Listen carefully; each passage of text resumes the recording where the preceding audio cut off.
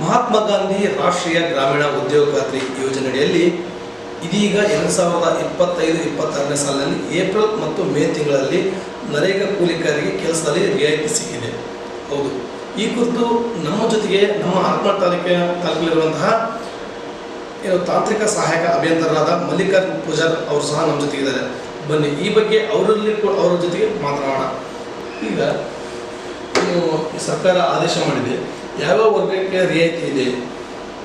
ಈಗ ಮಾನ್ಯ ಕೇಂದ್ರ ಸರ್ಕಾರದ ಈ ಯೋಜನೆಯಲ್ಲಿ ಮಹಾತ್ಮ ಗಾಂಧಿ ರಾಷ್ಟ್ರೀಯ ಉದ್ಯೋಗ ಖಾತ್ರಿ ಯೋಜನೆಯಲ್ಲಿ ಬೇಸಿಗೆಯ ತಾಪಮಾನ ಜಾಸ್ತಿ ಇರೋದ್ರಿಂದ ಏಪ್ರಿಲ್ ಮತ್ತು ಮೇನಲ್ಲಿ ಏನು ನಮ್ಮ ಲೇಬರ್ ಕೂಲಿಕಾರರು ಕೆಲಸ ಮಾಡ್ತಾರೆ ಆ ಕೆಲಸದ ಅಳತೆಯಲ್ಲಿ 30% ರಿಯಾಯಿತಿಯನ್ನು ನೀಡಿದೆ.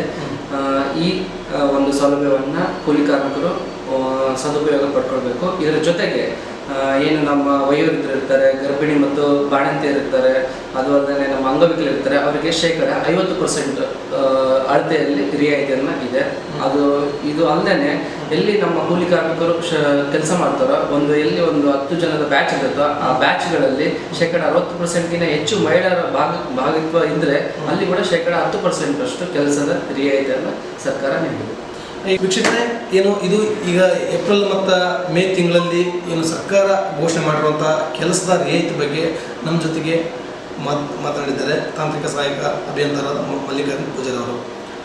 ಇದೇ ರೀತಿ ನರೇಗಾ ಕುರಿತು ಮತ್ತಷ್ಟು ವಿಷಯಗಳಿಗೆ ನಮ್ಮ ಸಾಮಾಜಿಕ ಜಾಲತಾಣದ ಫೇಸ್ಬುಕ್ ಮತ್ತು ಯೂಟ್ಯೂಬ್ ಇನ್ಸ್ಟಾಗ್ರಾಮ್ಗಳನ್ನು ನೋಡ್ತಾ ಇರಿ. ಲೈಕ್ ಮಾಡಿ, ಸಬ್ಸ್ಕ್ರೈಬ್ ಮಾಡಿ. ಧನ್ಯವಾದಗಳು.